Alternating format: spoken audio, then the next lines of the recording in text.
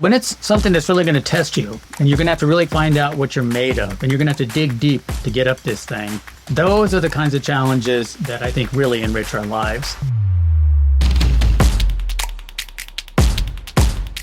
Hey y'all, welcome back to the Struggle Climbing Show. It is me, Ryan. I am your host, and I am so psyched for this conversation today because you know what?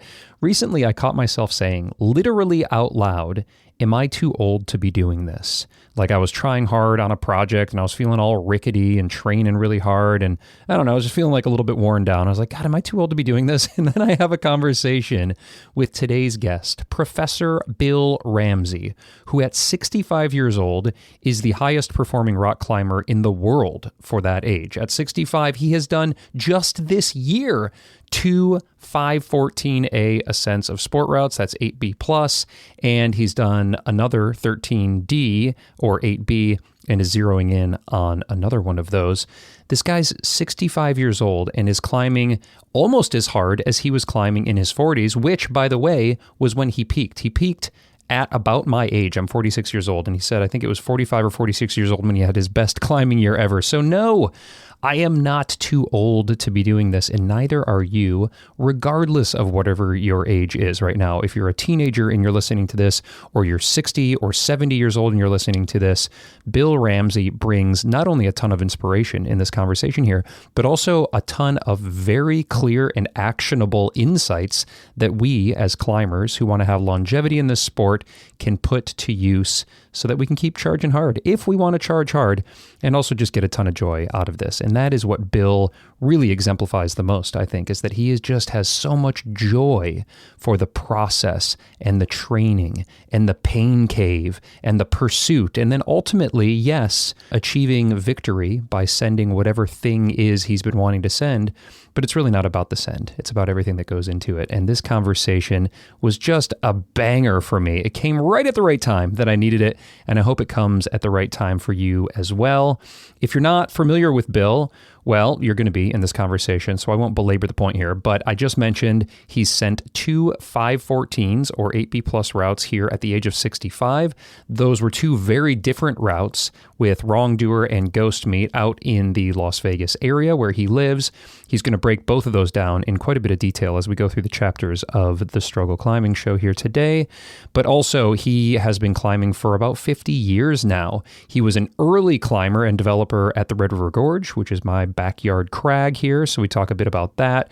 In his earlier days, he did a lot with Alan Watts, and that's where this conversation starts. But then we quickly bring it current to talk about all of the insane training and projecting and tactics and the mental game that's going into being a high-performing elite climber as a weekend warrior in his 60s.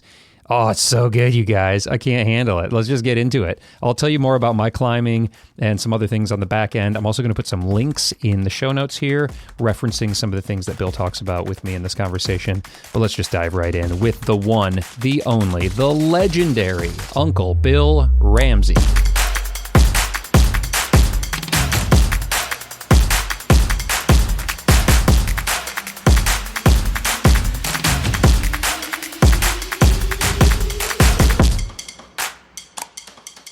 So I want to mostly focus this on your more recent climbing career here. Now, just this like incredible tear that you've been on in your 60s, but I feel like it'll be helpful for the listening audience to just get a bit of a primer. We'll hit the Cliff's Notes real quick for kind of the earlier years for you. And you and I were just talking about Alan Watts, and of course you can't say Alan Watts without talking about Smith Rock. I know you guys go way, way back. So tell us a little bit about those early days if you could.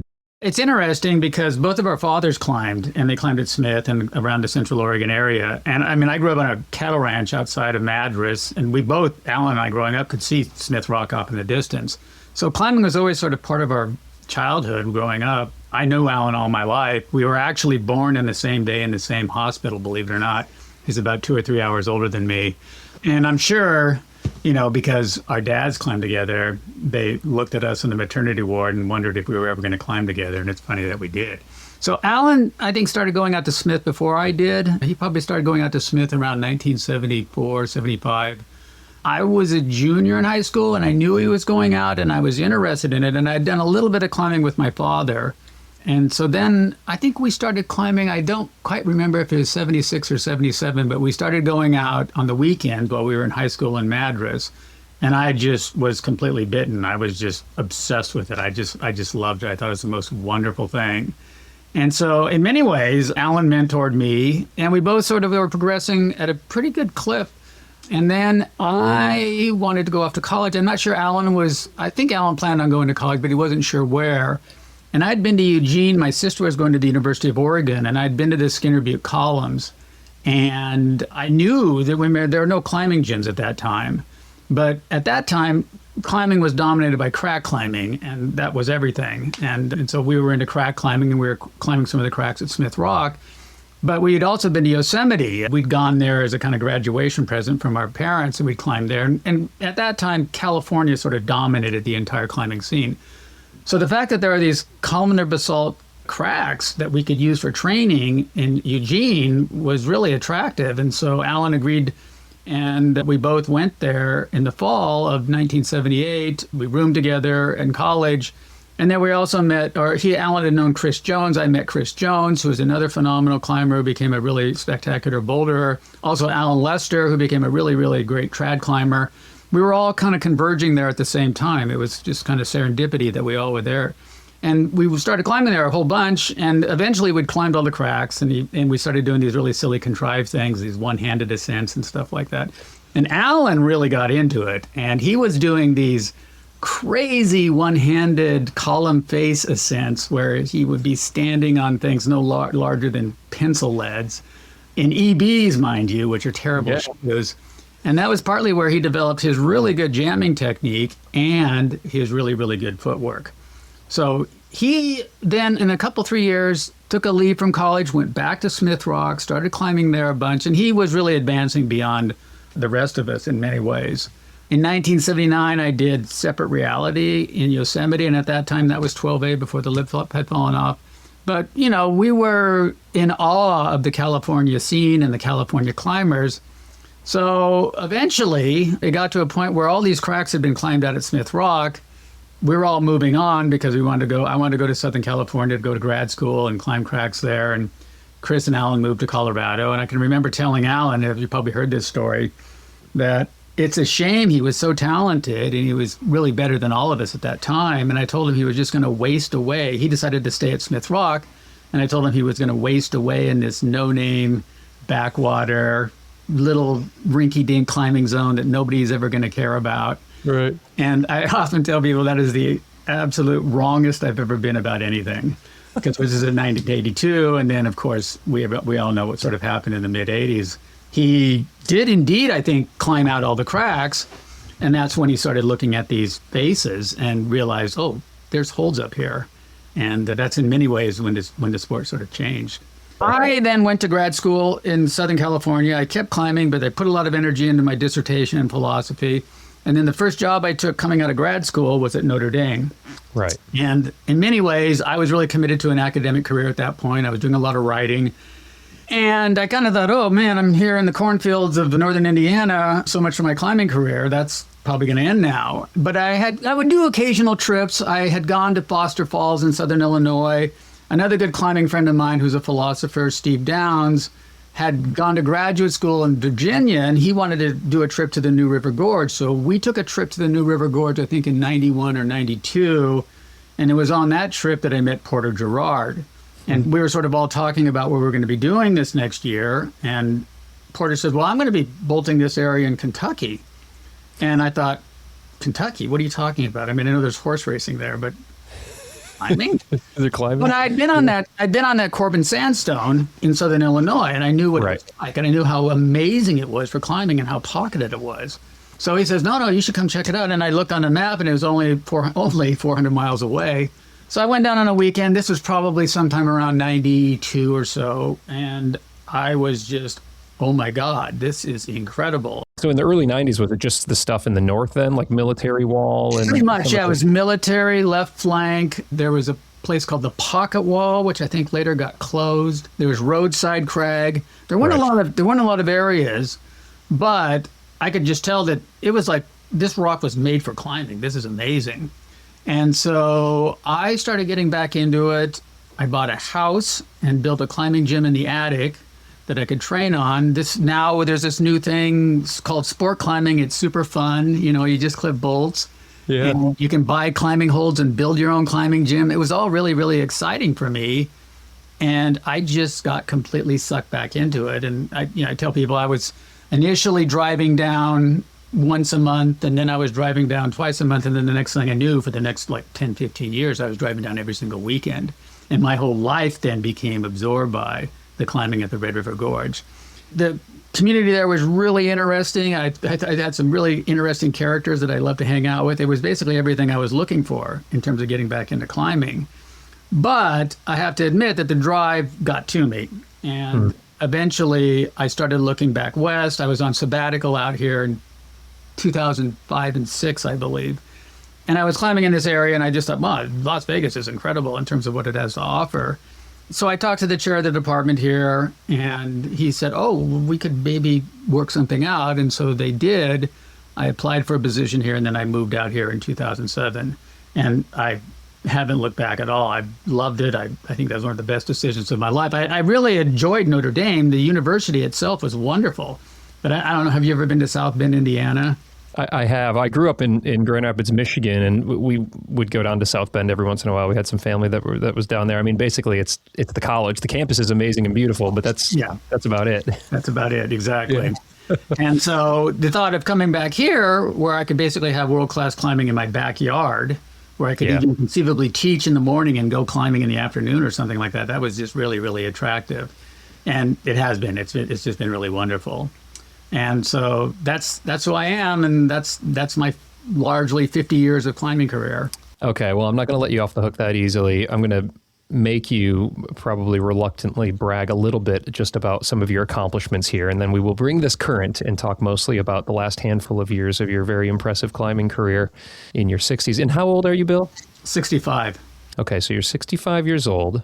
Let's just focus on the 514 grade if we can, because I think it's probably futile to go any quote unquote easier than that. But, kind of looking at the 8B plus range, how many 514s did you send in your 30s, 40s, 50s, and 60s? Can you break it up by decade?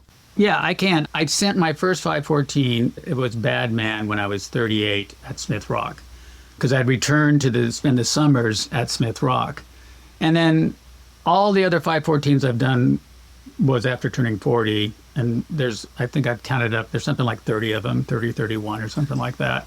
I can't know how many 14As I did when I was in my 50s, but I did a couple of 14Bs when I was in my 50s. I did Reverse Polarity, which is a pretty stout 14B, and Golden for a Moment at the Wailing Wall. I believe, was that 59? No, the route I did when I was... Jumbo Pumping Hate. Jumbo Pumping Hate, yeah, exactly. Right.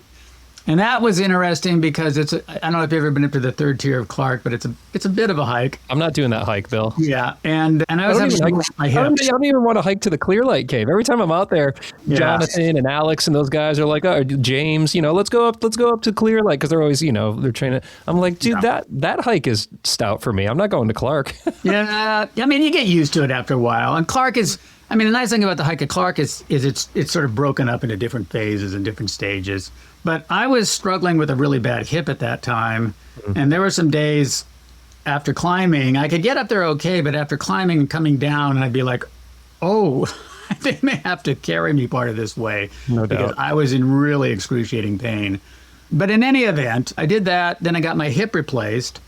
And then I've done now 3 514s in my 60s. And this year, as kind of an act of defiance from turning 65, I didn't want to just do a hard climb. I wanted to actually be a semi-decent climber. So my goal for this year was to do 2 14As and 2 13Ds. And the first one I did was like a week before my 65th birthday, so I'm going to count that. That was one up at the Mount Charleston. And then I just did this one a couple weeks ago.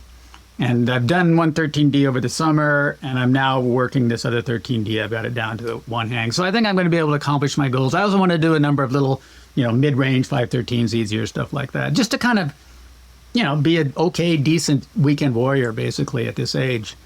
And so it seems to be working out. And I got to say, I can't tell you just how lucky and how grateful I feel about that fact. I mean, it's bizarre because usually, even for professional athletes, you think you get to a certain age and the athletic endeavor that you pursued when you were younger, you think, well, that's going to start becoming less important. I'm going to be less focused on that as the body kind of gives out. It'll be less of a part of my life.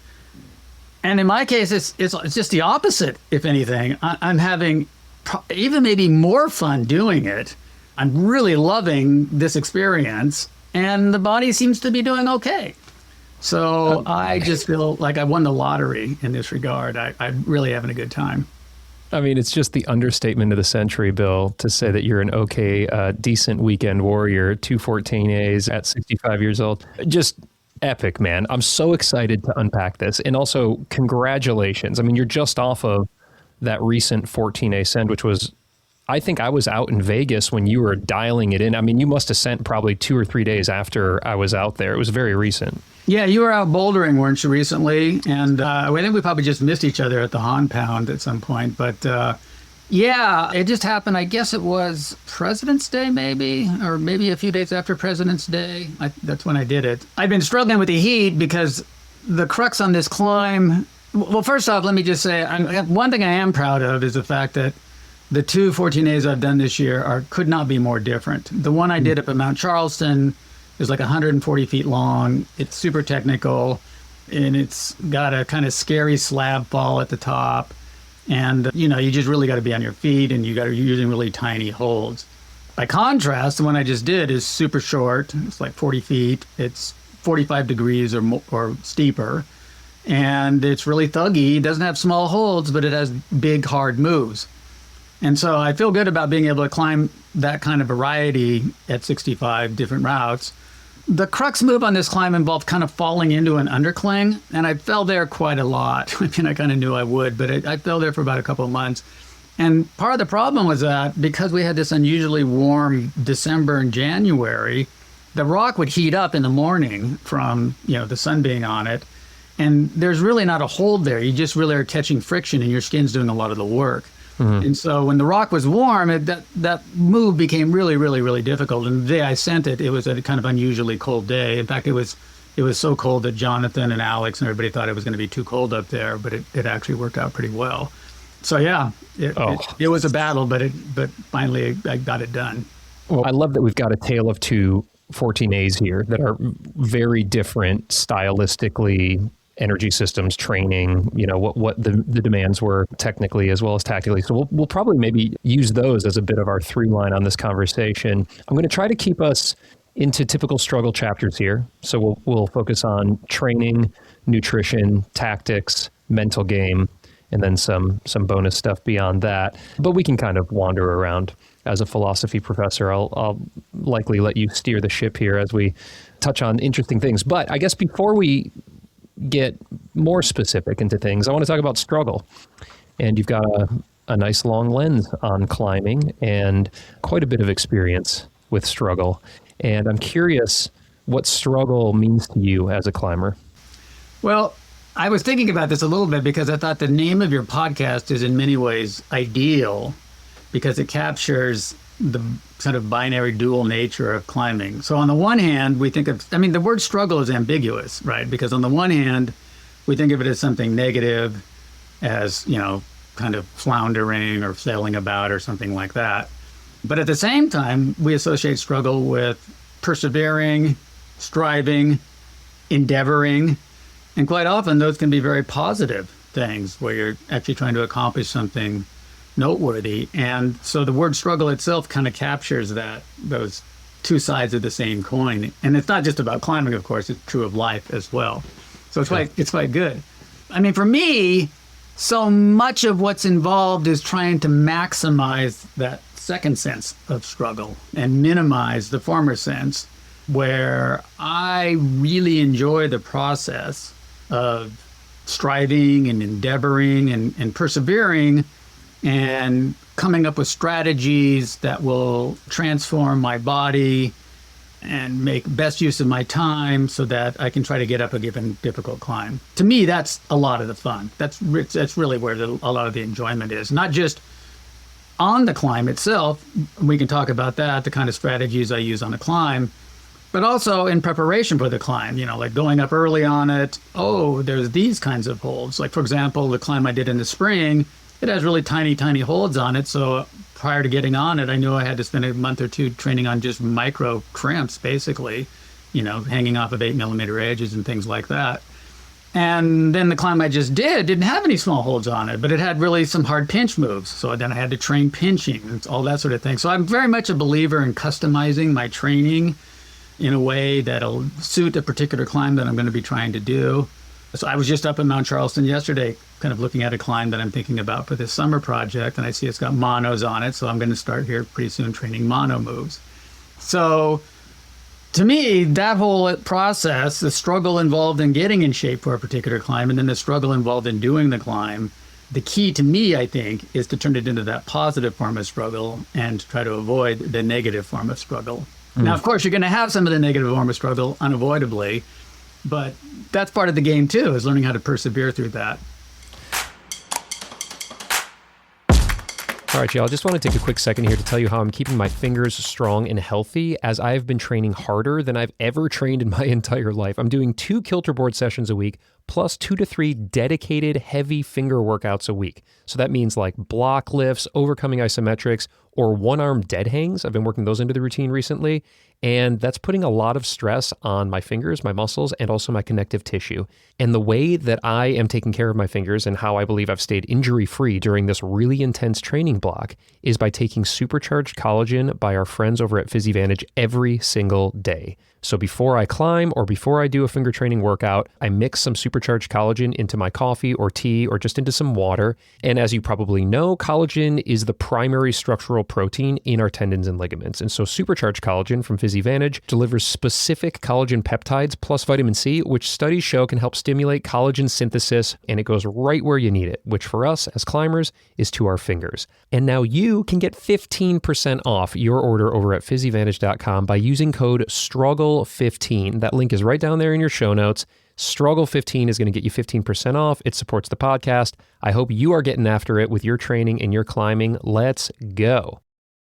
Hey, it's Ryan. I just wanted to let you know that I'm offering a free pro clinic with Dr. Tyler Nelson, answering your most common and misunderstood finger training questions. It's normally $10 for those pro clinics if you're not a Patreon member, but I'm offering it for free right now just for joining my email list. It's just, a couple emails a month, just letting you know what I am up to.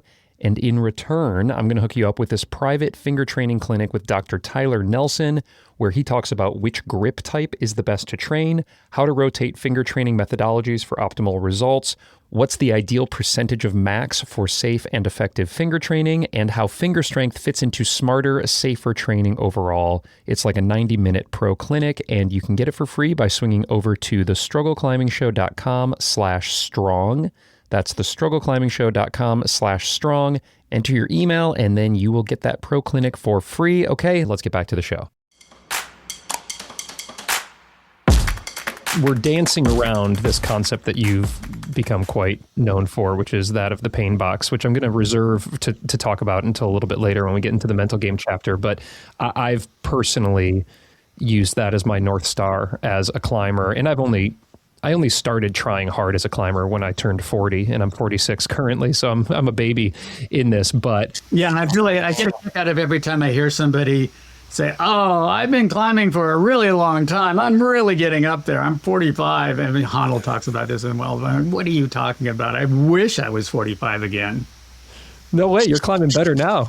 I'm climbing pretty well. I'm climbing okay now. Yeah.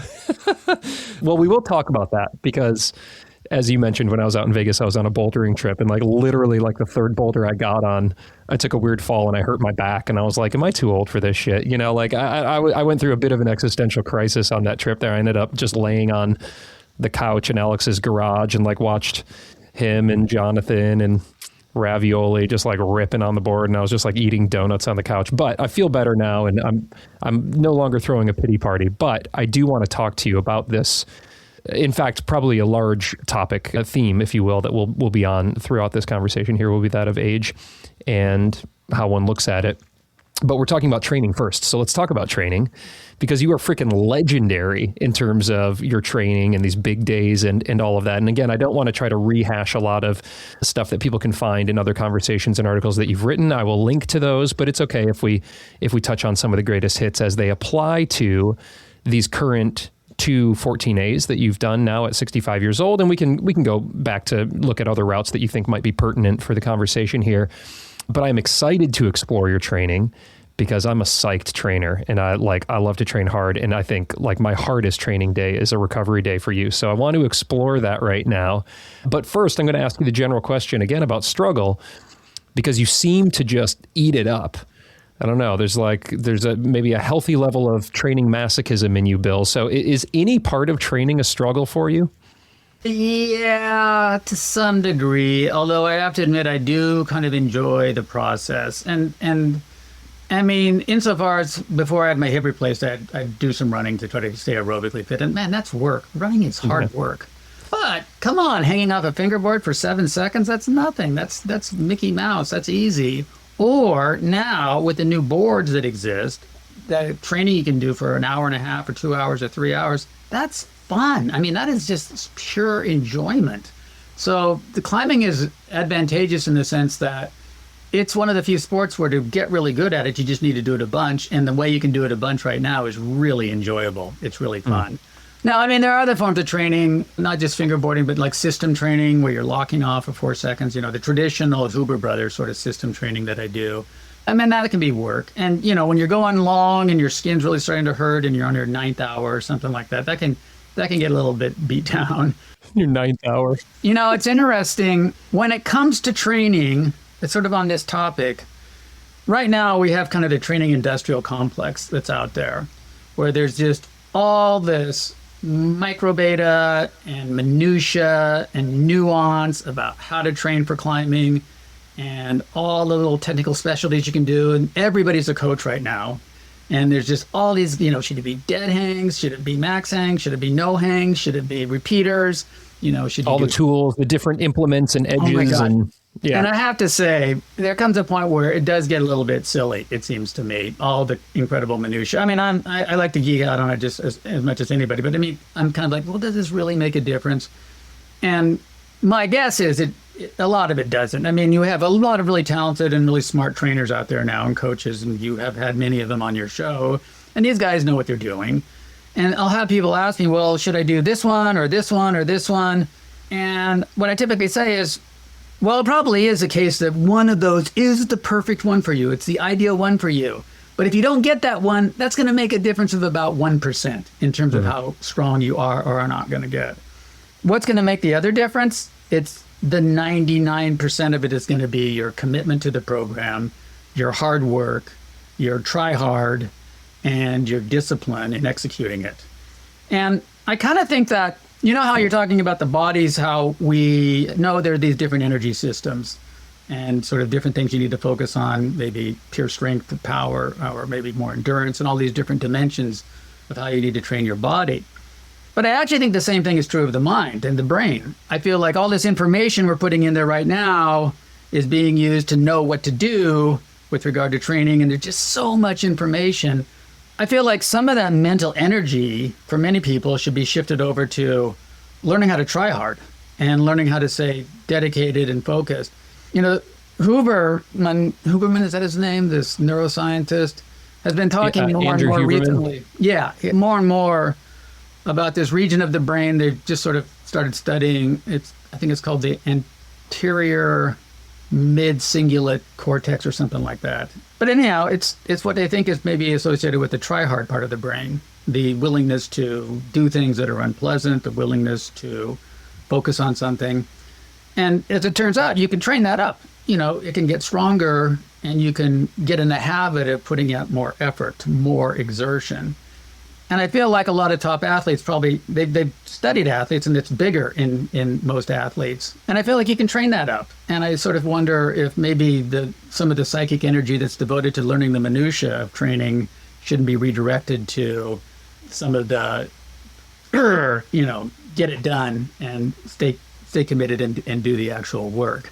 Yeah, I'd love to explore that deeper actually, because I think that that for me has been something that I've been not wrestling with, but I've just kind of been exploring in myself, being I've got 2 young kids and a job, and then also this podcast, and I live a couple hours from the Red. And so I've really geeked out and found a way to make like short, very targeted and efficient training sessions work for me in my lifestyle right now. But also as a Red River Gorge climber, you just can't really replace like that pain cave mentality where it's just like, I'm just going to get on something and paddle for an hour until I'm just like exploding off of this, and then just trying one more move because maybe that gets me to a lay down rest or something like that, you know?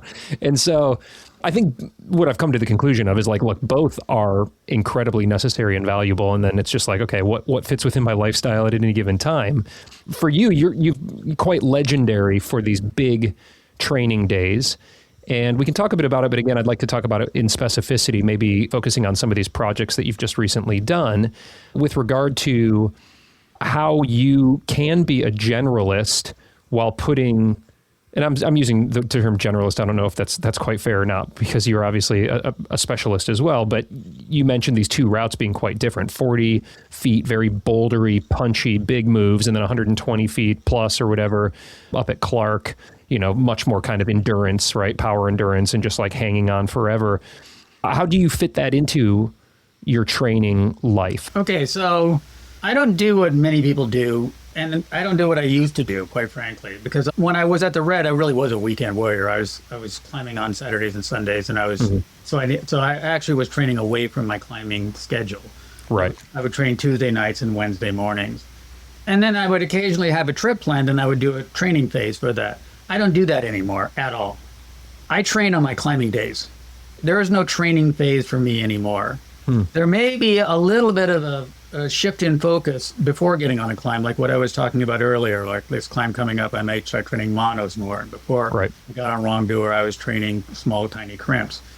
But generally speaking, I'm training on my climbing days. So what a typical day would be like for this, like say last route, is I would get up 4:30, 5 o'clock in the morning, and I would start fingerboarding.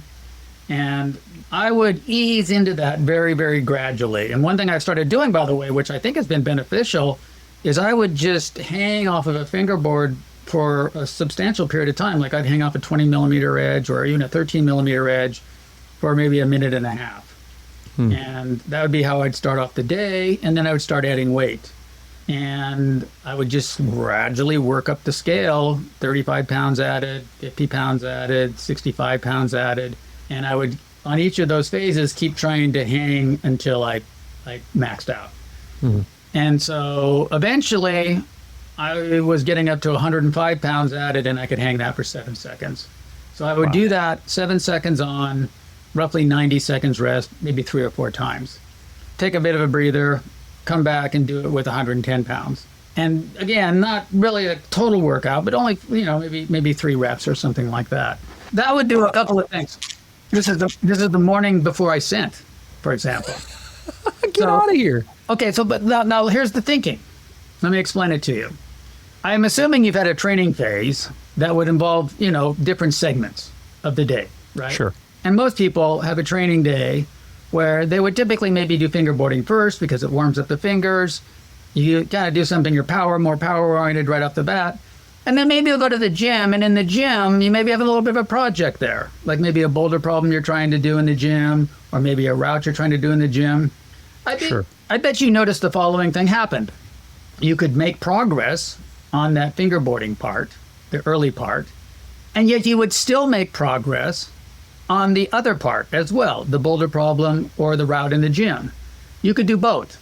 And yes, it's true, when you get to the gym to do the thing you want to do there, you're not as fresh as when you first got up in the morning because you've done a little bit of training. But on the other hand, you're still making progress and you're still getting it done. And moreover, if it's going to take you a long time, by the time you start getting close to doing it, you're going to have that strength that you've been training all along. The problem many people have when they're projecting is they just focus on their project and they get weaker. You get a little bit stronger under particular holds for your project, but overall you get weaker.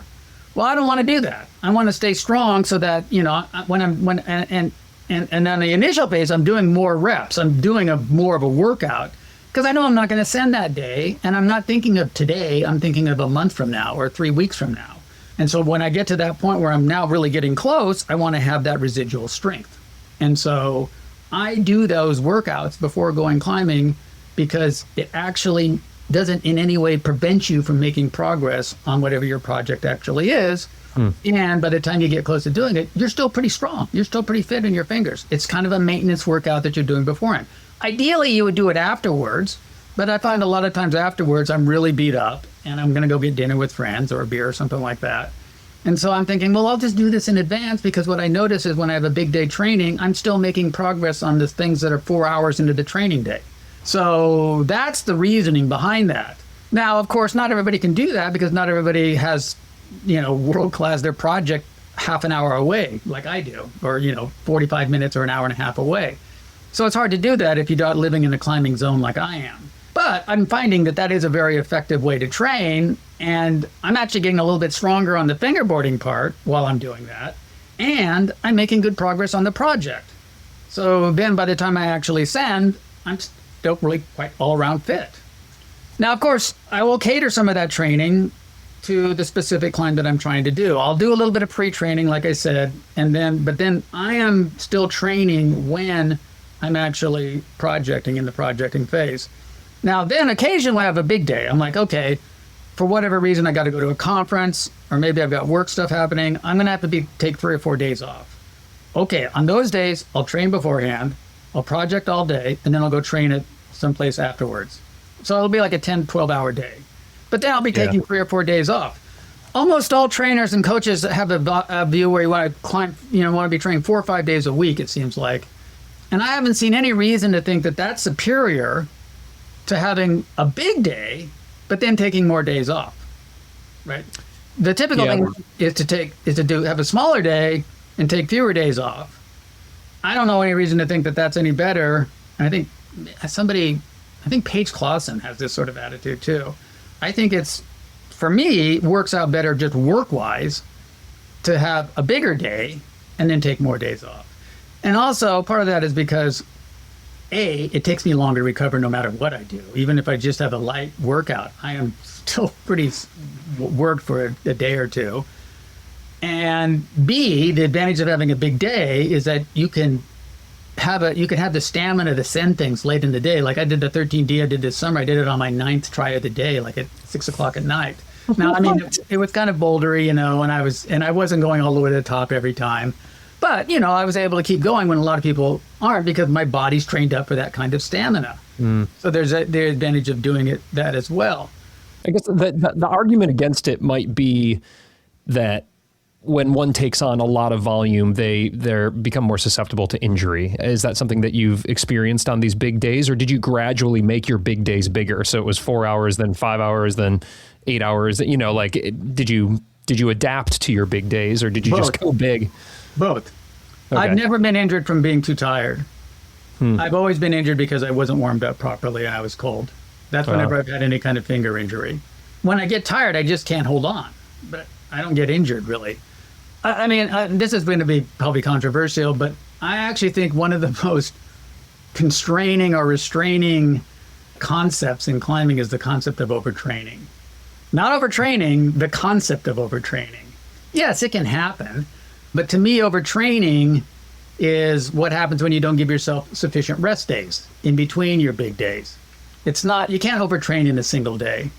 You can overtrain by doing too many days in a row, basically. That's my view. And I feel like the concern of overtraining winds up becoming something like a kind of permission structure to quit too early in the training.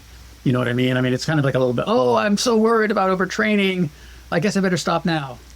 And I think, no, a lot of times when you look at the really top level athletes and the ones who are performing at a really high level, they keep going. And they have that capacity to just keep going because they're psyched and they're into it. I mean, I was climbing up the Curling with this kid, Tyler Thompson. He's a crusher. And the thing is, I mean, he did bachelor party on his 7th try in 24 hours. And he was falling at the anchor of that. So he would come down and he would be like, oh my God, I'm so tired. I'm so completely wasted. And then like in about 35 minutes, you'd be like, okay, I think I'm ready to go again. I'm just like, what? And then we'd have a day like that, and it'd, okay, are we going to the Treadwall now? Are we going to train? I'd be like, okay. Again, it gets back to that discussion of commitment, devotion, and hard work.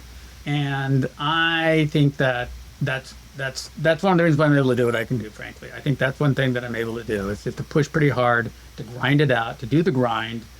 And then I think now I'm seeing some of the benefits of that. It's really inspiring. And I think you underscored something very important there, which is just like volume is something that accrues over many days or weeks, not necessarily in one day. And if lifestyle permits, then we can do a big day. I can't always do that. Usually if I get a full day, I'm going to try to scooch out to the red. Do you train endurance still as you're getting out on these, you're getting out quite often on these longer routes where you're getting a lot of endurance? Are you still going back to the legendary Ramsey Treadwall? Yeah, I am. A lot of times I will go to the climbing gym here that has the Treadwall that we purchased years and years ago. I think it's broken now maybe, but I was going to go in and check on it. So it's not a Treadwall, right? Isn't it? Is it one of those rock entry, like mechanical ones? It's a mechanical one that's motorized. And yeah. It used to be built by a company, and I think it was called Ascent. And they used to have, they're floating around the country. There's various of them. It turns out this one's kind of a smaller one. I didn't realize they were in so many different sizes, and we found it in Tucson and went over and got it. But in any event, on those days where I'll have to take 3 or 4 days off, I will want to get pretty beat down. And so after climbing, I will go get on that. And I think the problem a lot of people have is they don't set up the Treadwall properly. So I think the best way to set it up is to have 4 or 5 really enjoyable kinds of routes on it, basically. And then you try to do Linkups. And I think I've set 3 or 4 or 5 routes. You do any feet. I don't believe on a Treadwall, you should try to match feet. And you just try to do Linkups without resting. And then maybe you get to where you're completely maxed out, and then you can stop it and shake out and then try to do a couple more links. And each route is just one rotation. And you can have like crimp-oriented routes or pocket-oriented routes or pinch-oriented routes or something like that. So yeah, I'll go ahead and do that. And then, of course, again, as I said, the key is to take 3 or 4 days off. Now, I mean, let me preface this by saying that there have been times that people are like, I tried to do your kind of workout and it damn near killed me. And I'm like, okay, yes, this is many, many, many years of doing this is where I can do a big day where I go for quite a while. And there are some, rare people like Tyler who can just do it automatically, it seems like. But it's something, that I think you can add on to. I mean, it is the case that when I started training for climbing, there were really, when we first started in the 70s, there weren't any climbing gyms, there weren't any holds, there weren't any campus boards. There was none of that sort of thing.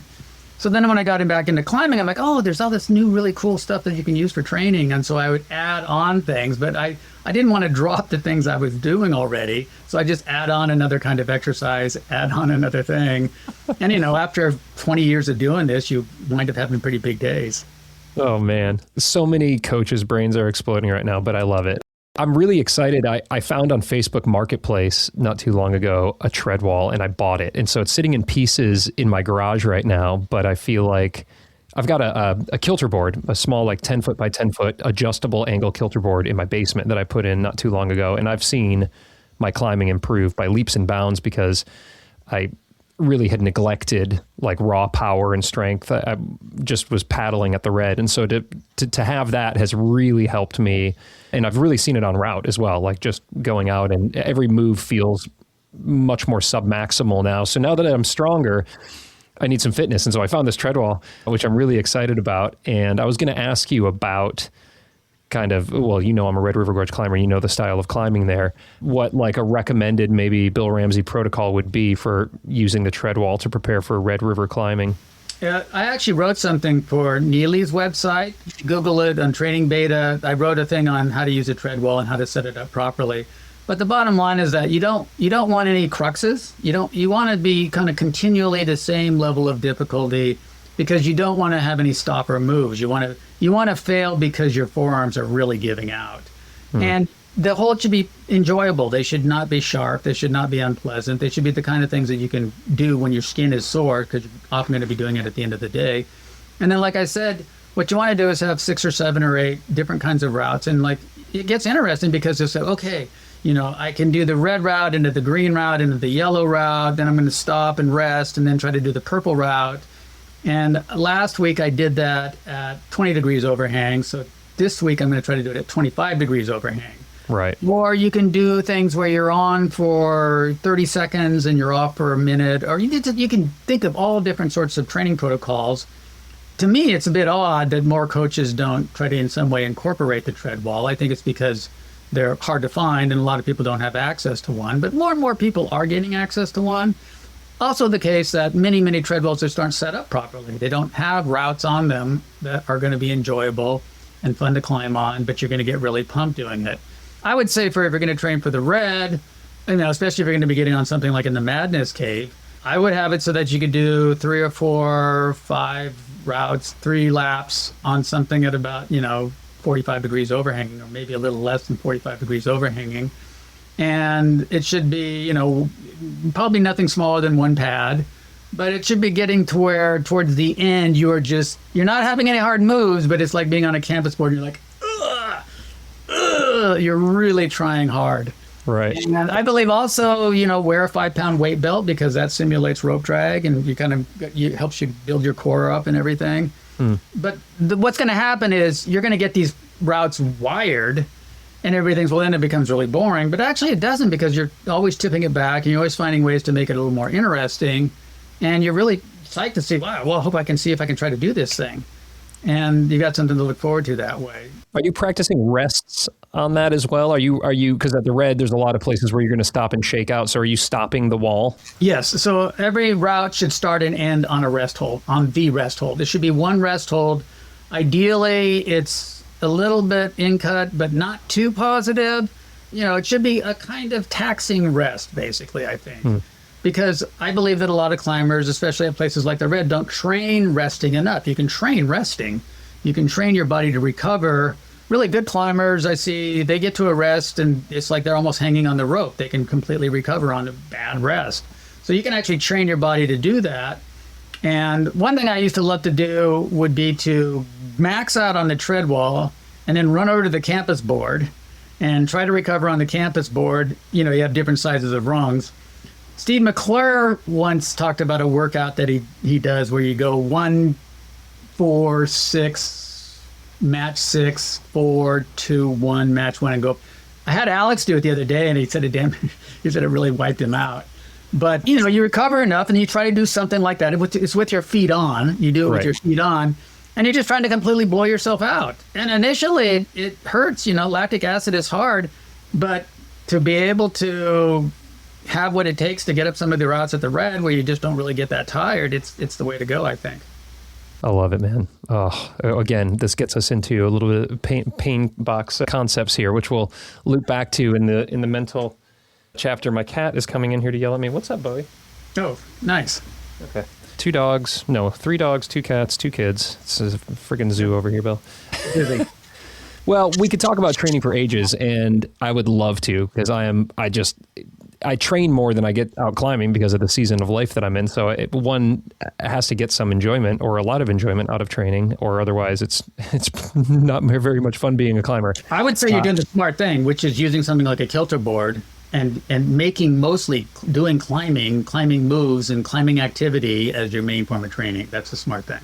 It has made it a lot more fun, no doubt. And then sessions at the gym are really fun. Chris Martin lives like one neighborhood over, and he'll walk over here and have a session every once in a while. Awesome. So he said to say hi, by the way. Please say hi to Chris from me. He just texted me, and say hi to him. That's awesome. Yeah, he's such a good guy. And my big project, he is such a good guy. Most proud send is the Force over at the Dark Side, one of Chris's, of course. And so he and I had a great time just like talking about that as I was going through it and projecting. It's the only 513A that I've done, but I'm hopeful to keep building on it. And I love the Dark Side so much. I'm really excited about some of the other routes over there. Yeah, it's a classic spot. I remember when he put that up, I came in, I think I might have flashed it. I'm not sure, but it was like, oh my God, this is I would go away in the summertime at Smith, and then I would come back and the crew there would be like, oh, Bill, we've got a new cliff to show you. And I'm like, oh yeah, whatever. And we'd be hiking through the jungle, and I'm like, there's no rock. And all of a sudden we come across this shit, and I'm like, holy crap, this is an amazing cliff. This is like, the rock climbing equivalent of the perfect beach or something. And it's just, Oh, totally. great. And it is like a bit of a bushwhack to get back to the dark side there. It's funny because Chris, he bolted it and then sent it first try, he said, and he gave it 12C, and then a bunch of other people got on it and were like, nah, Chris, it's harder than that. You just like had it dialed or He's an something. amazing climber, and he was also an incredibly generous climber because he was the one who made Omaha Beach possible. He'd been working a project that only went partway up the cave, and then one day people were playing around on it, and it was like, oh, this could go all the way to the top. And he said, oh, well, I don't think I'm going to do that. So generously, he went up and put in an anchor and put in one more bolt. And then that became Omaha Beach.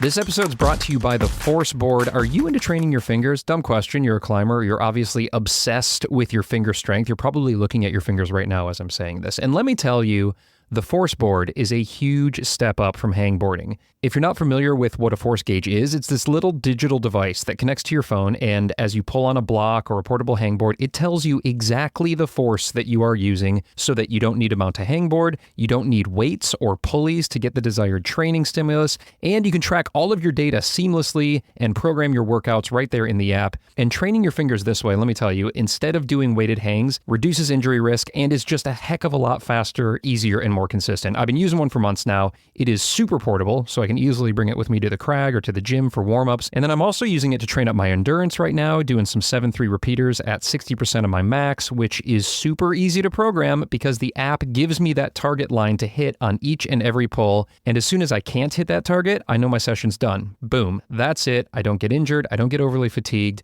Hit that link in your show notes or swing on over to thestruggleclimbingshow.com/forceboard to learn more about it and score yourself $10 off your purchase by using code STRUGGLE at checkout. This episode is supported by the awesome patrons of The Struggle, the crew over there. Of course, if you are a member of the crew, then you're not listening to this because you get ad-free and early episodes. But if you are listening to this right now, can I give you just like a 30-second pitch on why I think you will get a lot of value in your life and your climbing by joining the Struggle Patreon? Okay, let's start the clock right now. Well, there's over 140 hours of bonus content, pro clinics, videos, coach chats, my training blogs, all of that is over there and immediately available if you join as a Patreon member. And then beyond all of that incredible bonus content that I think will help you to level up your training and your climbing, but also there's a community, a real community, over 1,000 climbers and counting who are psyched, who are in the group chat, the cohorts. We've got a lot of things happening in the Struggle community that just brings us all together. You know, most of us are just like amateur weekend warriors trying to get after it. And there's a ton of resources in the library that are helping us to accomplish that, but also just a ton of support and motivation. I'm really active in there, so it's just a great way to connect with climbers like you. Okay, thank you for hearing my pitch. You can get a free 7-day trial by going over to patreon.com/thestruggleclimbingshow. Check out those bonus episodes and those pro clinics completely for free for a week. No obligation. You can quit anytime, but I think you'll stick around because it really is a great community. All right, that's my time. I love you. Let's get back to the show. Let's move on to the nutrition chapter for a second here, because you've been talking about training hard, going hard. You're in your 60s now. Your hardest ascents were past 40. And so how do you look at nutrition and recovery? I basically don't do anything special. I kind of follow what I think is the standard protocol, which is like the evenings before a big climbing day, I'll make it kind of carb intensive. I try to eat really healthy carbs, brown rice, quinoa, but there'll be some protein in there as well. I know that as you get older, your body doesn't process protein as well, so they always recommend putting in just an extreme amount of protein. And so then after a climbing day will be a very protein sort of heavy meal. And I find that chicken, fish, but red meat as well. And I tend to eat when I'm hungry. So I'm not usually hungry when I get up in the morning. And so what I'll typically do is maybe have a banana. And then I'll kind of snack through the day. But I only really eat one real meal a day, and that's in the evening. And then I find that if I do more than that, I just put on weight, and I don't want to do that. I've been doing more weightlifting, and so I have put on some weight. That's one thing that I've changed a little bit, is that I've been more weightlifting and muscles a little bit heavier. Is this for general health or to have stronger knee bars or something specific? I will do that. I'll do knee bar training. I was just doing that yesterday. But I don't do a lot of weightlifting, but yeah, general health. I do lap pulls. I think lap pulls are really important exercise. I do pull downs. I think they're called tricep downs or something, where I find that if I train up my triceps, I tend to have less issues with my elbows. This climb had a really hard undercling move, so I trained my biceps quite a bit on it. And just kind of a lot of the other sort of standard things. I do bench presses and stuff like that just because I feel like that's more well-rounded. So just, not a huge thing, not a huge amount, but I'll just do some of those things. But nutrition-wise, I feel pretty comfortable kind of eating one decent meal a day, but, kind of snacking through the day when I feel hungry. And also really trying to jack in a lot of protein, given what they're telling us about how many grams of protein you need to be taking when you're in your 60s if you're an athlete. What about out of the cliff when you're having these big days, 5 attempts, 8 attempts, 10 attempts? Are you fueling in particular something, that's giving you the energy you need for the next go? Yeah, you should see the powder supplement drink mixes at counter that I have. Is like 18 different sorts of things. So I'll make a pretty big cocktail that has branched chain amino acids, carbohydrates, creatine. I've been doing 5 grams of creatine now because that does seem to help a little bit. I was concerned about weight gain, but it didn't seem to be an issue. Beet juice, just, anything I've heard that might help. And I'll make a pretty big drink of that. And then I'll probably get most of my calories during the day through that drink because I feel like it's a little more fast acting when it's in liquid form, and it also keeps me from getting too dehydrated. But I also will try to take some fruit to the crag. I like eating a banana during the day. I like eating an apple. I feel like those are pretty good sport food.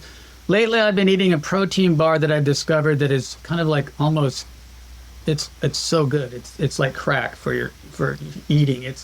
They're the barbell bars. I don't know if you've seen these. They're called barbells, I think. Oh my God, They taste so good. And they're like 30 grams of protein or something like that.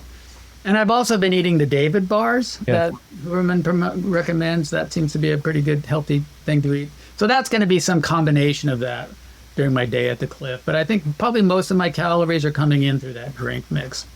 Yeah. Well, some of it for performance, you're talking about like beetroot and that kind of thing, and some electrolytes and proteins. I'm big on the mixes, and I've got like an entire pantry full of PhysiVantage stuff, depending on what phase of training I'm in. And then you mentioned, sometimes after climbing, you're going to go out, you're going to get a dinner, you're going to have a beer, that kind of thing. So it just sounds like a pretty normal life. You'll drink some alcohol, you'll have a burrito at the Mexican place, all that. Yeah, I've been making an effort to drink less alcohol because I do believe it really is detrimental if you're going to be a serious athlete.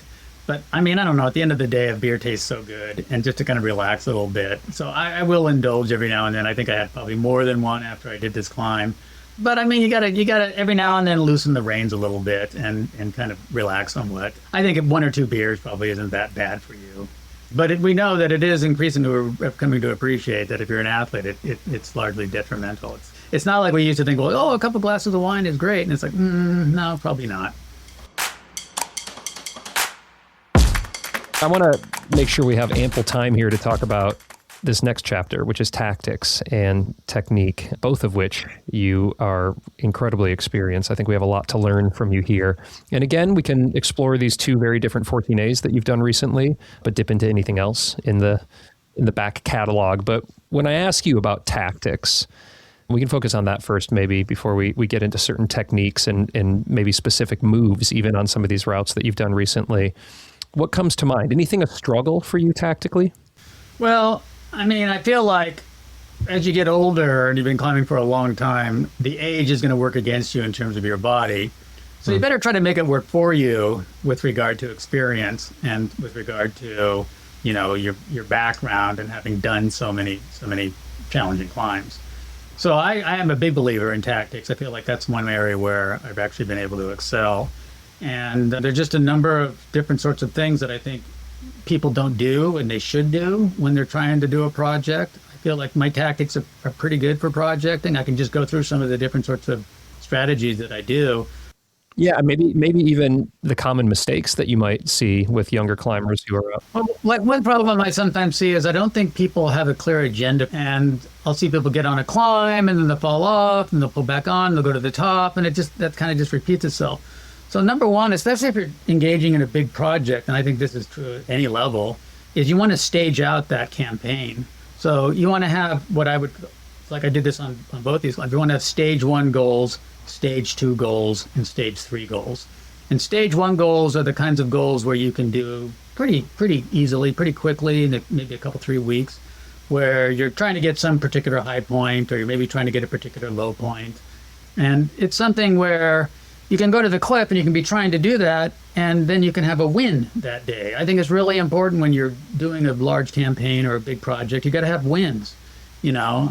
I think I heard Nate say something like, you know, it's like when you have a day and you don't send, it's like collecting rejections. And I'm like, that's not how I think about it. I think you're building something, and so you're constructing something. And it'd be bizarre if you're like a baseball team and you win a game and you're like, okay, that's a win. It's like, no, that wasn't the World Series. Our ultimate goal is the World Series. No, take the wins along the way.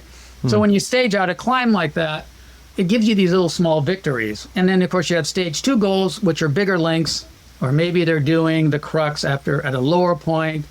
And then you have to come to stage 3 goals, and that's getting pretty close to doing it. So that's one thing I think that's really important. I think you should also have an agenda for each basic attempt. You know, I mean, I would have a plan A where maybe I want to get to a high point, and let's suppose that doesn't happen. Well, I can still turn this into a win by now I want to get this other link, or I want to get a low point. So I'll rest 10 or 15 minutes on the rope, and then maybe I'll try to get this other goal taken care of. So you have kind of a plan A or plan B for each individual attempt. And are you communicating that to your belayer, or do you have that written down? I don't have it written down. A lot of times I have it in my head, but I will communicate to my belayer. I'm like, I'm going to try to get to here.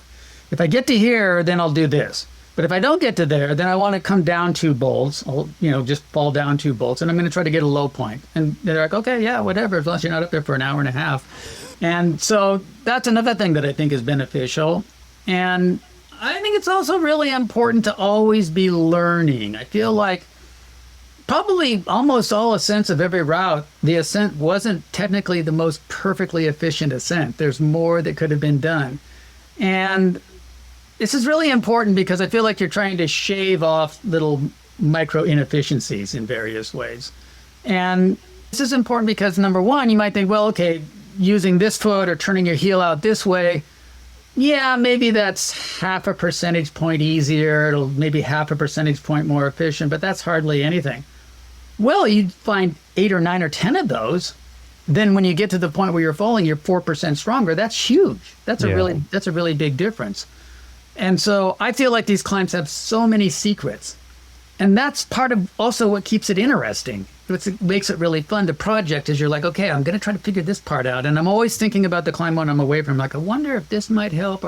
And most of the time it's useless. But a lot of times, like, oh, that actually did really make a difference. So that is what keeps it really fun and keeps it really interesting. Can you give me an example from one of these 14s that you did recently where that happened, where maybe you found a piece of beta that you had overlooked, or you changed something that might have made a difference? Basically every time I'm getting on one of these attempts, I'm almost always trying something slightly different.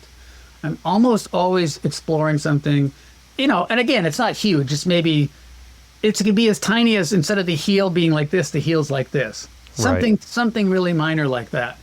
But it's something I've thought about, or it's something I've explored, or it's something I tried after falling. It's like, oh, that feels like it might help a little bit. On this latest thing I did, at the very top, I had sort of figured out a way to go through it, and I got a low point, but I almost fell going to the anchor, and I'd been working the top. And I just decided to try a different sort of foot, and that new foot really made a difference and made it quite a bit easier. So when I was on red point, that didn't seem to be in doubt. So it's just always something along those lines. So this is just like essentially keeping an open mind, or being maybe even more proactive than having an open mind, but like actually proactively being on the route every time and saying, what can I try to improve here or here? Whereas I just speaking from maybe some of my experience, although on the Force, when I ultimately sent, I did change something. I found a new heel hook in a way that I hadn't done, and it was like such a breakthrough moment. But more than not, I think the routes are kind of more within my ability to do them. It just might take either 3 sessions or 6 sessions, depending on like how well I work it out. But usually I can just kind of like muscle my way through it, or fitness my way through it, if you will. And so I don't feel like that's a very developed muscle for me, is kind of bringing in that tactician's mind and just saying, how can I improve every aspect of this? And I'm curious if there's a way that you might help people like myself to reframe our projecting sessions in order to essentially not, quote unquote, decide on the beta too early. Just always kind of keep an open mind about, am I getting to this section the most efficient possible way? Is there anything I could conceivably do that would make this sequence more efficient? That would make me use half a percentage point less energy? Is there anything conceivable I could be doing? I'm thinking about this all the time when I'm away from it. And then, even if it doesn't work, you're exploring, you're still exploring, you're discovering new things. That's what keeps it engaging. That's what keeps it interesting. And that's what makes it so much fun. I feel like, puzzle solving is fun. You see people on planes and trains with a puzzle book. You get a puzzle book. It's super fun. I feel like when I get on a new project, I've just been handed a new puzzle book. And it's like, oh, there's all these cool puzzles now to figure out. And that is such an enjoyable experience. I mean, it's similar in philosophy where you're trying to write a paper, work on something, work something out. And solving those puzzles is really an enjoyable experience. What's neat about it in climbing is you get to do it with your body.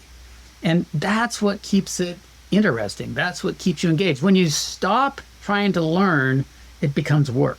It just becomes drudgery. So that effort, just think about, even if you can't figure it out, the effort of exploring and discovery is what's going to keep it interesting and keep you going, even when the project's taking a long time.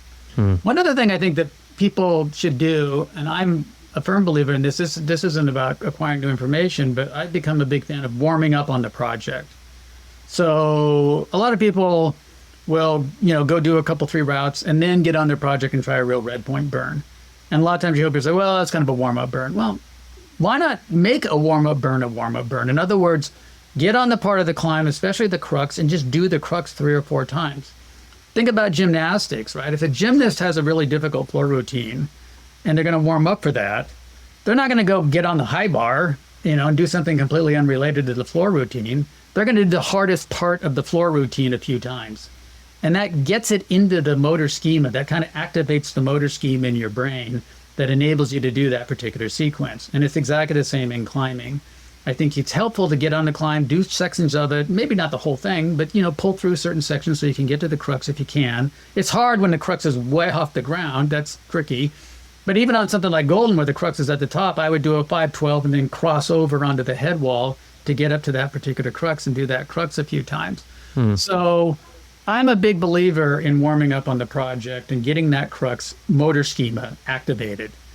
I mean, another thing I sometimes do, a lot of times when you're projecting something, you'll have days where the partner can't make it or, the weather's turned bad. So I'm a big believer in rope soloing on a project.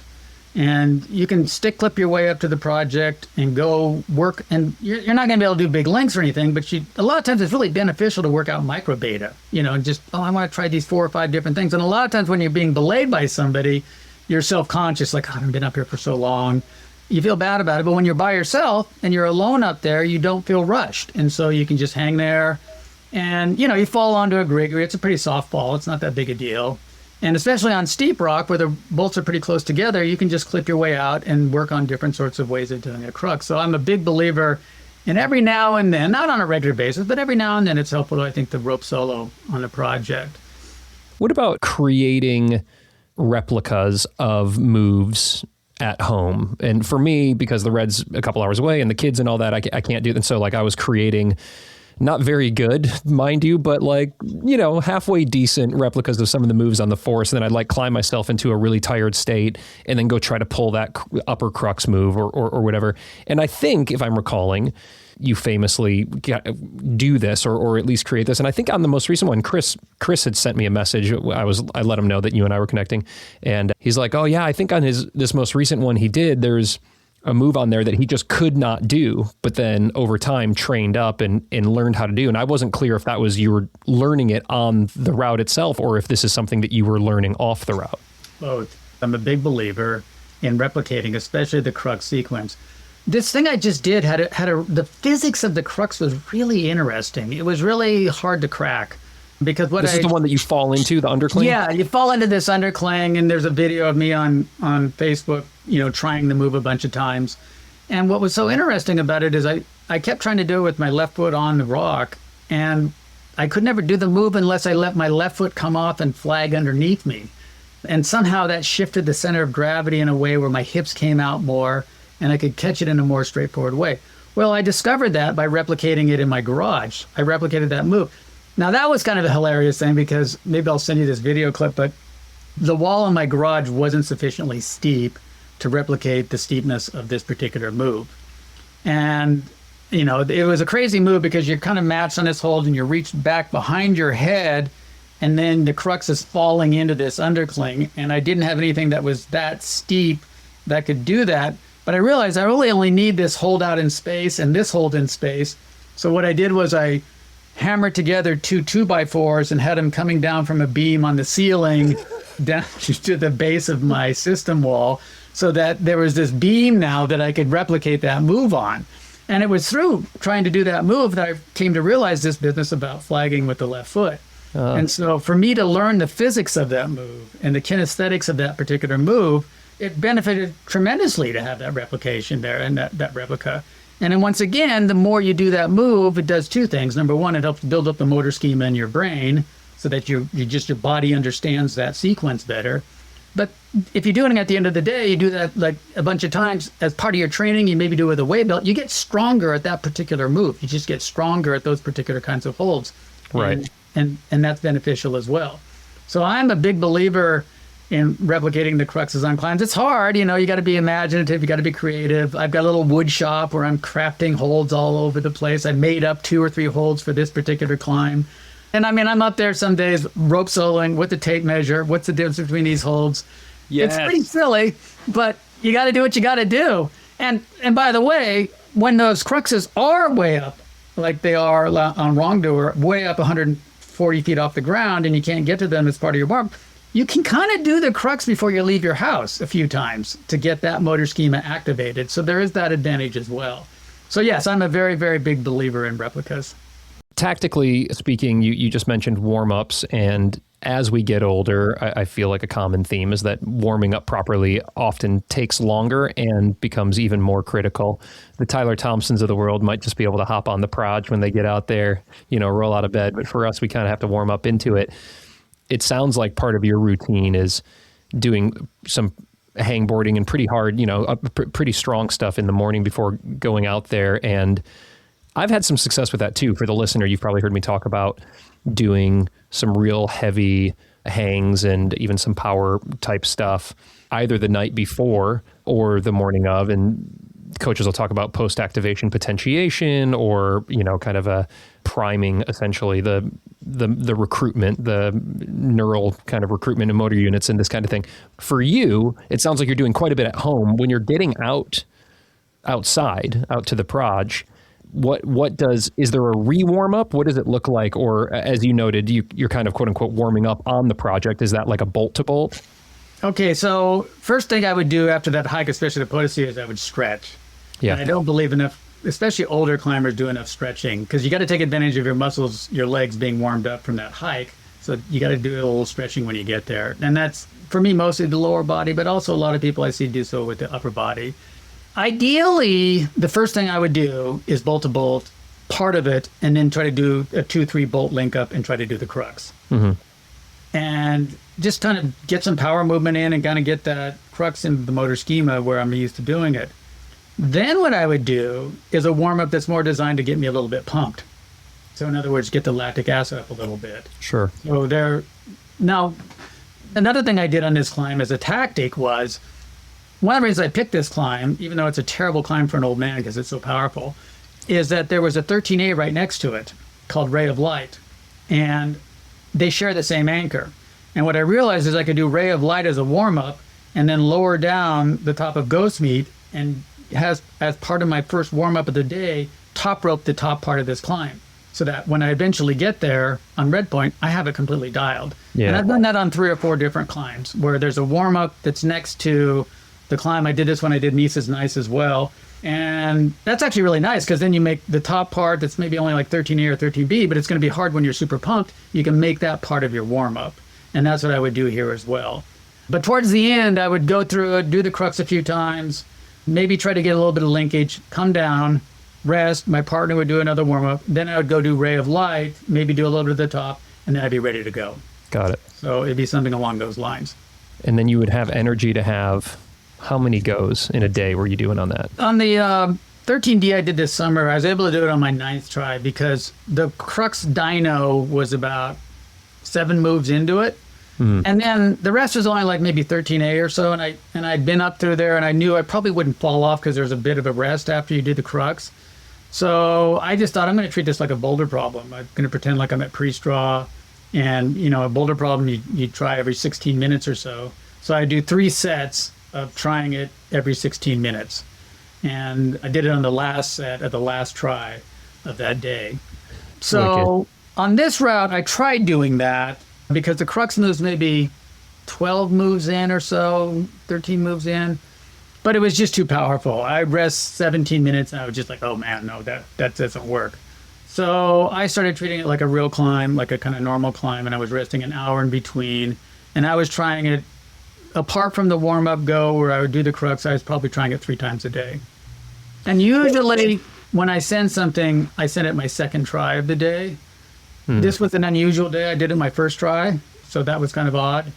I don't know why I do it on my 2nd or 3rd try of the day. I don't know why I usually don't do well on my 1st try. I think I'm still trying to kind of get that motor scheme activated. And my body maybe still, the capillaries need to warm up. Sure. Of course, another thing that's interesting, I don't know if you talked to James about this, he thought this was fascinating, was it's cold up there and there's a lot of compression involved. And so one of the main tactics I learned is that at my age, I either need a warm-up pitch to go numb on, and then I'll thaw my hands out with a hand warmer, and I did that on Golden and Jumbo Pumping Hate and Wrongdoer. All those I would kind of have a little 12-day start to it, and there's a good rest, so I could go numb on the 12 and then be ready to go for the head wall. And I discovered that by going numb first and then warming your hands up, that works pretty well. But on a climb like this one I just did, there's no warm-up phase. You're just getting punched in the face right from the ground. And so trying it on even a 60-degree day, I would go numb by the time I got to the 8th or 9th move, because the compression is just so great, and especially when my circulation's not so good.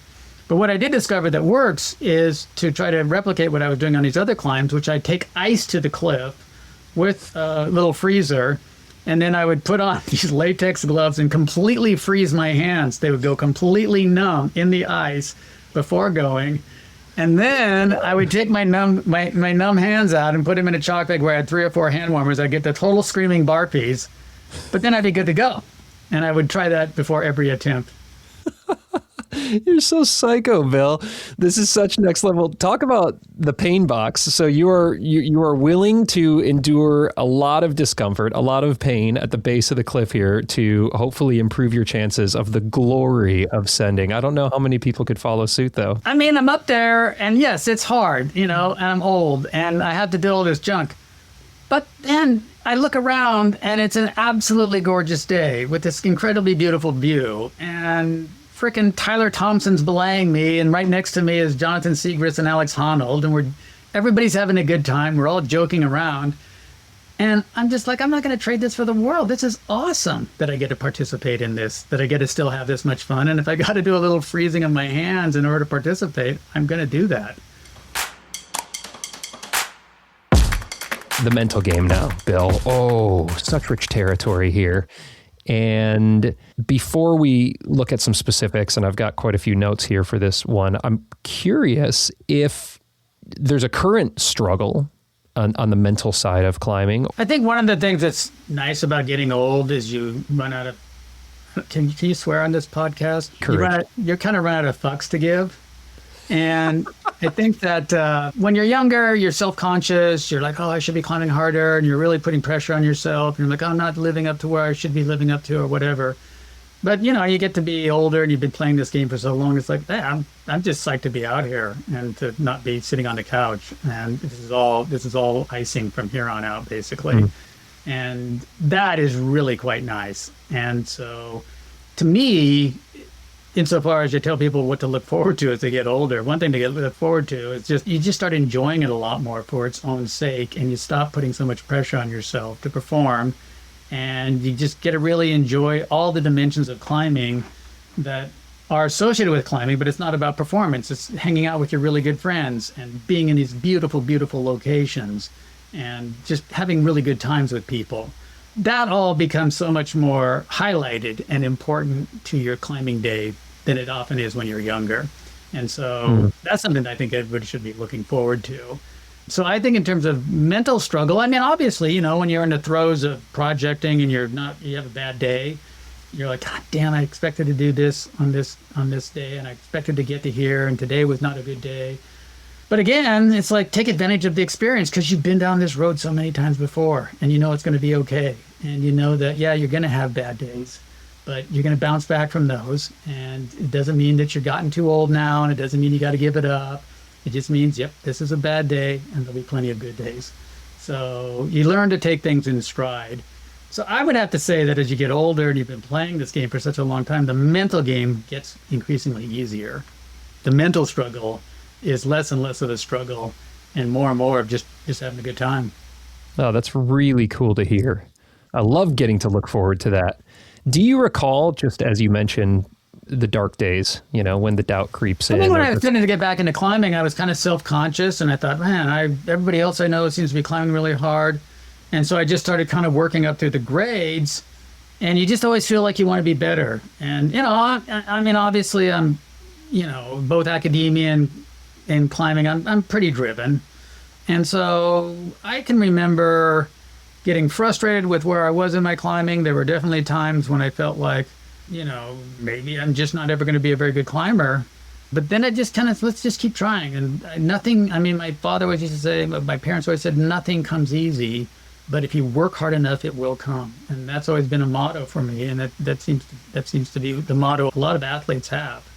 One of the things you mentioned is that the kind of the mindset, if you will, has gotten easier as you've aged. I'd like to explore this concept of the arrival fallacy with you, a concept that I imagine you're quite familiar with. And I talk with climbers on my show about this all the time, but it's also something that we weekend warriors experience, which is essentially what happens when I do the thing that I've set my mind to. And the outcome is uncertain. And I took on a bold goal. And for me, it was the Force, which was my first 13A, or right now a V8. And for Kai Leitner, I spoke with him when he was just after he had done Death of Villains, which is, you know, he was the first black man to climb 515A.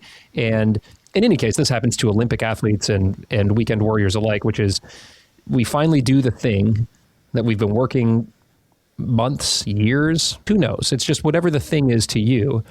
And we do it.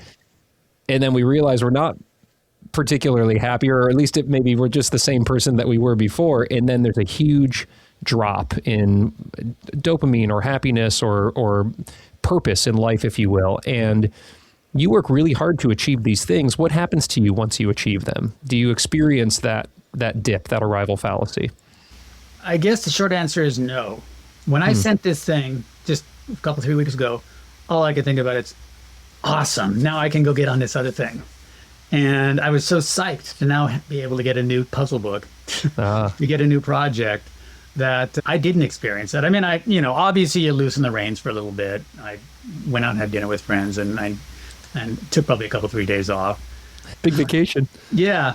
But at the same time, I'm just like, wow, this is awesome. Now I get to go on this other thing that I've been thinking about. And then I'll have another thing that I want to think about. And so to kind of keep that train coming, to me, that's the reward. The reward isn't a drop off in my psych or a drop off in my dopamine. To me, the experience of having just achieved something that I feel really good about is now you're free to go experience another project.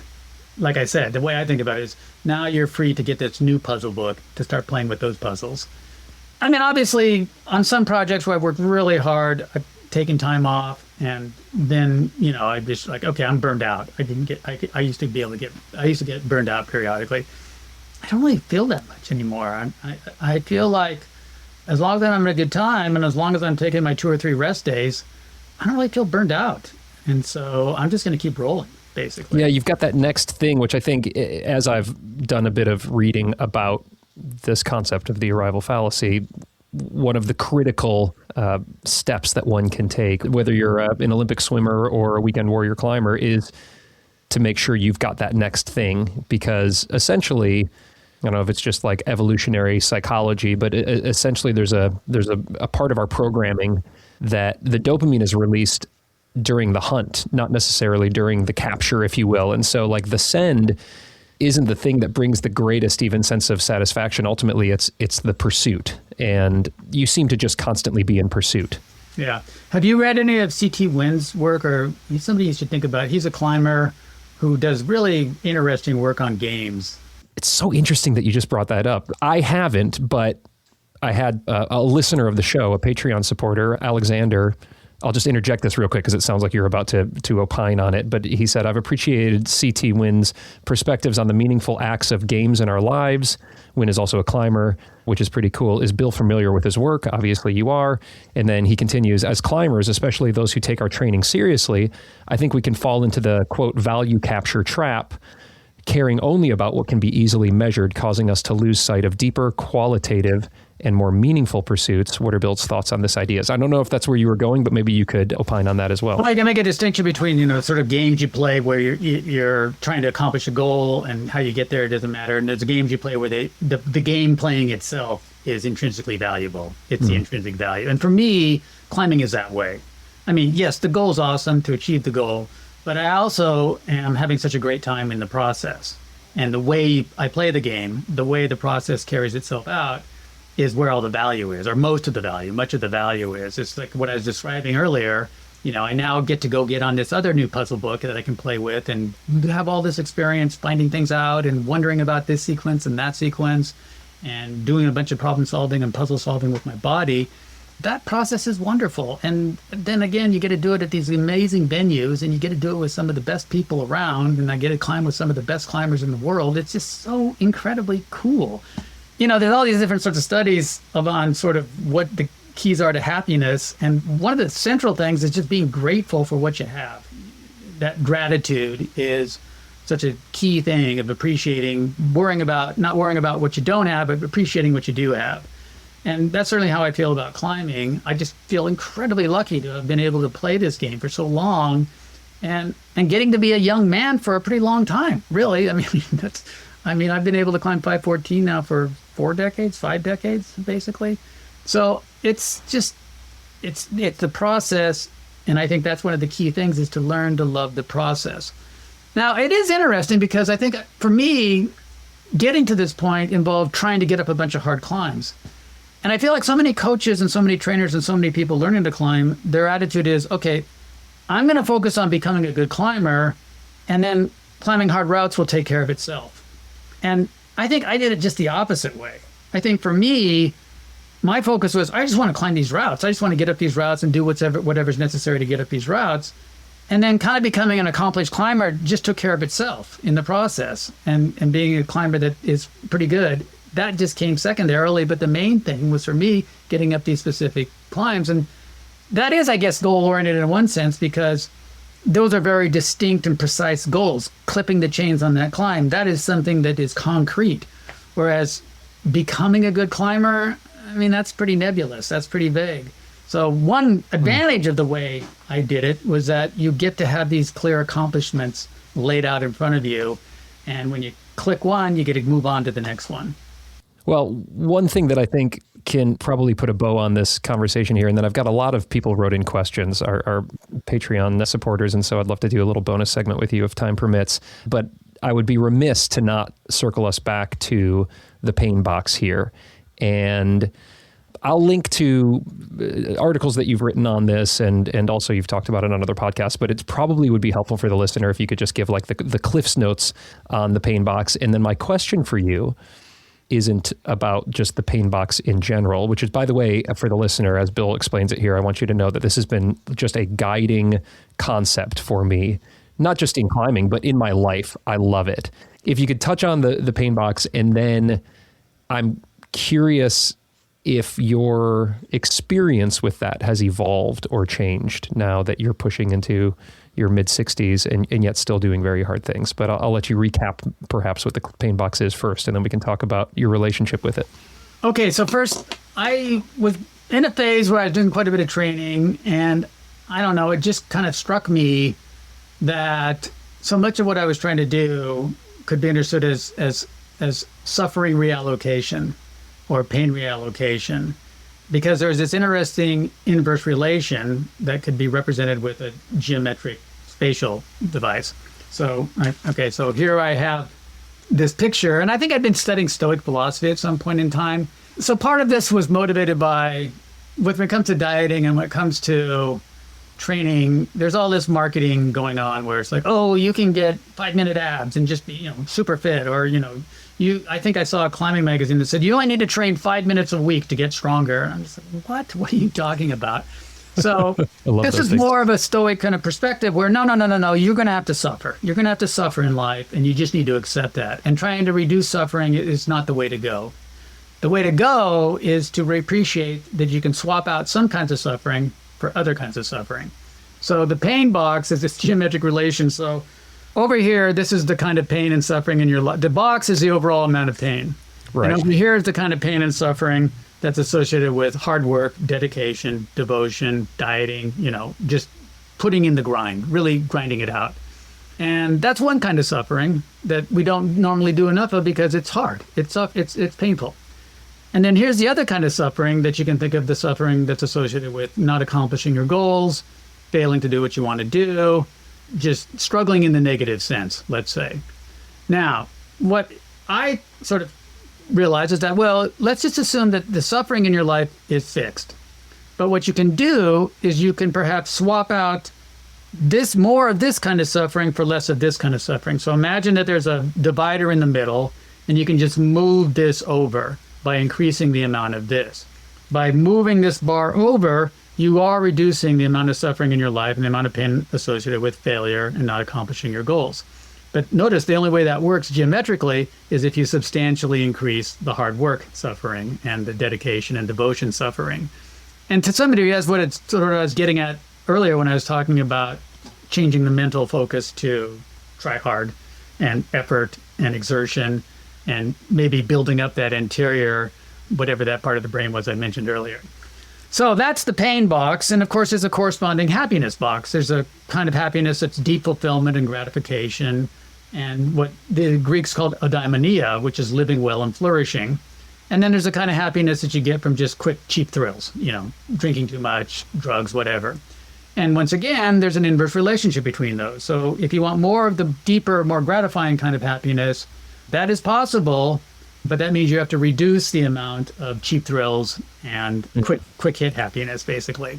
Delaying the gratification, if you will. So trading the hedonistic for the eudaimonic, is that the eudaimonic happiness? Essentially, giving up all of these. I love pastries, so we'll just use pastries as an example. I'm going to delay my gratification by giving up, the pastries that I would love to be eating right now, because the gratification that I'll get from clipping chains on something in the Madness Cave will be far greater, far more fulfilling. But essentially, the trade-off, I guess, for those who are psyched on climbing, the trade-off, the happiness that I'll get from clipping the anchors is going to be far greater than that of eating the donuts. Yeah, and it might even be, it may not even be so goal-oriented. It may, in fact, be the case that one of the ways in which we create that dopamine, one of the ways in which we create that feeling good about ourselves is by doing things that are hard.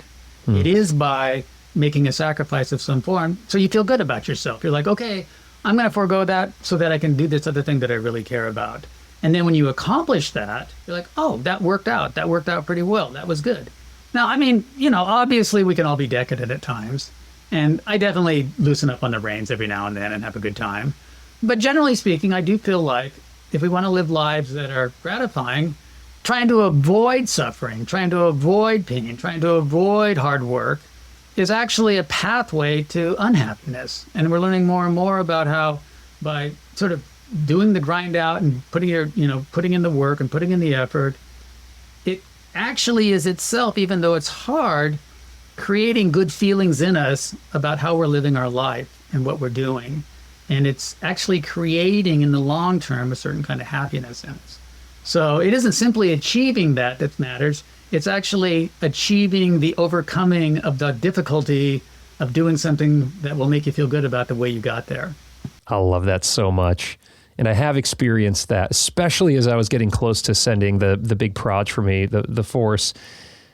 I found such joy in the sacrifice, like such joy in training hard or giving up the fun, easy night out at the bar with the friends for doing breath work exercise or stretching or trying to figure out how I was going to get better hip mobility or whatever. And so like, it was a sacrifice, but it would like, it's like when you get bit by a mosquito and it's like scratching it feels both painful and pleasurable. Like, I don't know, there was like a joy in the sacrifice and there's a joy in the suffering, I guess. I just remember seeing Tommy one time.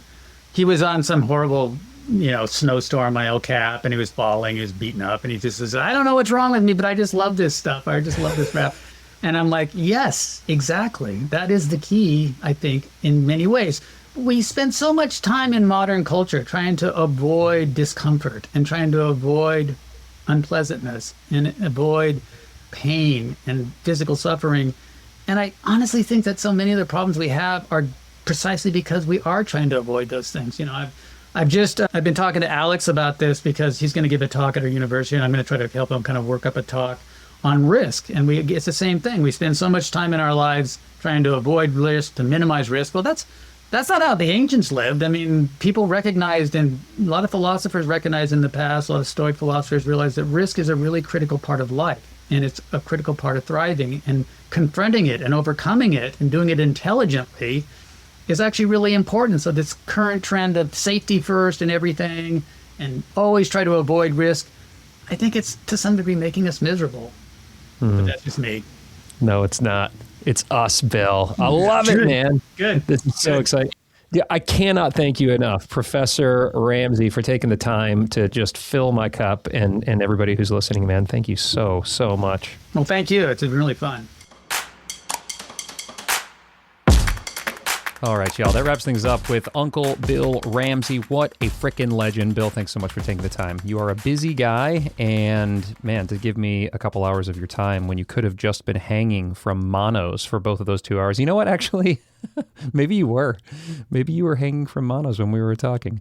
No, I saw you. We were on video. In fact, if you are a Patreon supporter or thinking about being a Patreon supporter, I will include the video of this interview in the Patreon feed because Bill has some visual aids there, and it's also just nice to see him, to see his face as he's sharing his absolutely bonkers training routine and just talking through his recent projecting. I mean, 2 514s and a 13D, and probably by the time this comes out, another 13D at age 65. Holy smokes, I am frickin' psyched to go do some big days. Let's all do some big days and see how it goes. Don't do like a Bill Ramsey big day. Just do it like a big day for whatever that means to you. And then maybe one day, by the time we get into our 60s, we'll have built ourselves up to Bill Ramsey big day status. And speaking of big days, it's a big day for you if you are a Patreon member because we got a great bonus episode with Bill. And by the way, you can get access to it for free if you are not a Patreon supporter because there's a free trial out there. Same thing with Apple. And what do we talk about? Well, Bill shares what he is going to do when he can no longer push the top end. I mean, it's crazy that like we're just like had an entire conversation about how he's pushing the top end. But at some point in time, although there's no evidence to suggest that he will slow down, maybe ever. But if he does, he opines about what it'll be like when maybe he's, quote unquote, only able to climb 513 or 512. And I really thought that was a very fascinating perspective that he had. He also talks about what he thinks might happen as some of the more cutting edge climbers of today start to get older. And in fact, who he thinks could climb 515 at 60 or 65 years old. He talks about climbing with other legends. So, we mentioned a little bit in this conversation here, him spending time with Alex Honnold and Jonathan Siegrist and James Lucas and Tyler Thompson and some others up at the Clearlight Cave there in Vegas. He opines a little bit more deeply in this bonus episode about what he's learned from them and also maybe what he's taught them as well. And also why he thinks Alex Honnold might be a little bit lazy. It's kind of a funny perspective because nobody could call Alex Honnold lazy, I don't think, except for perhaps Bill Ramsey. So there's a fun little hot take in there. And what else did we talk about?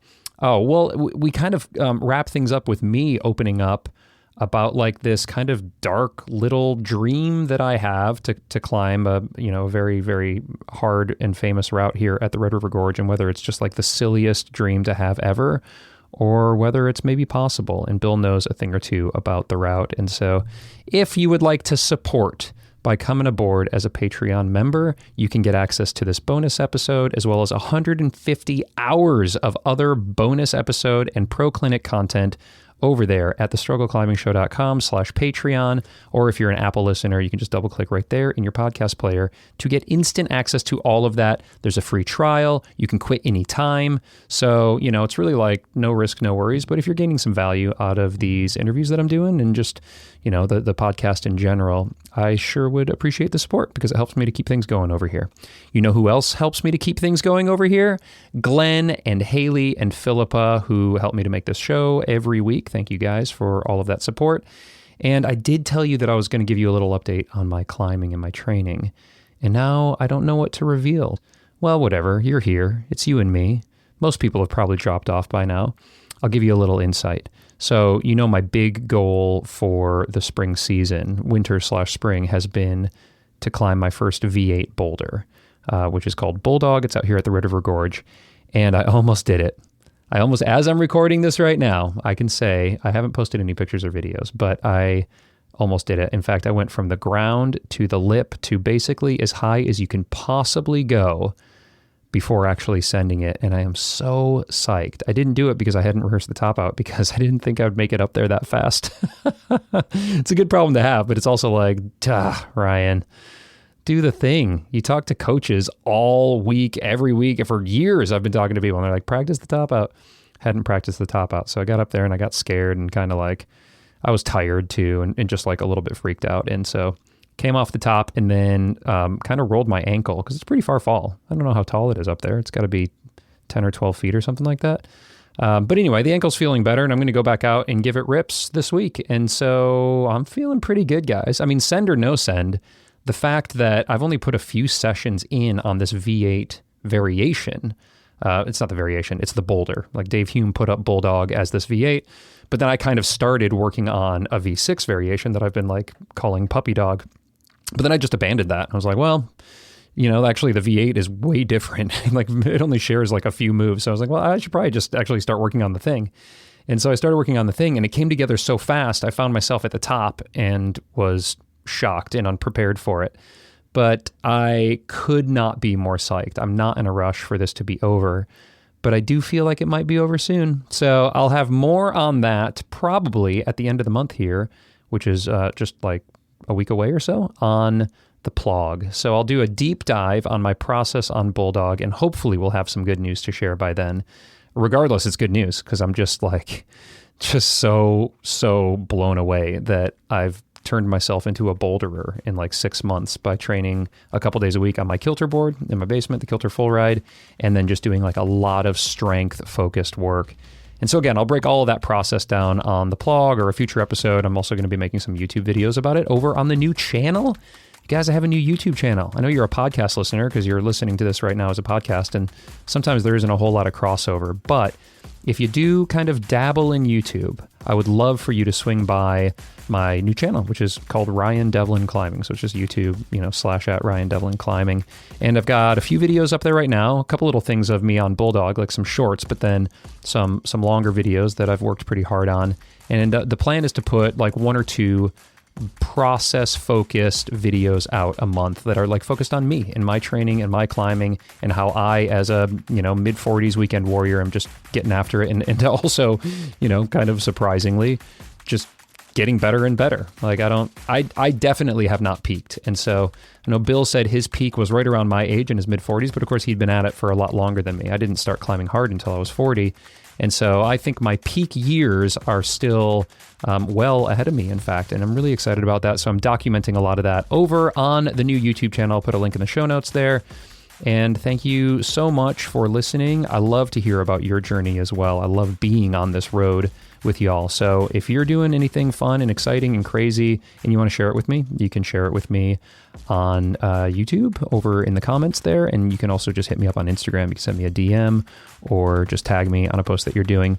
And then, of course, if you are a supporter over on Patreon, I'm chatting with you guys all the time. So yeah, I'll see you over in the DMs and on the group chats. And I really appreciate all of the support. I hope you, wherever you are freaking getting after it, embracing the pain box and just enjoying the heck out of this process. How cool is it that we get to be climbers? I hope you're having a wonderful day, and I'll see you next week.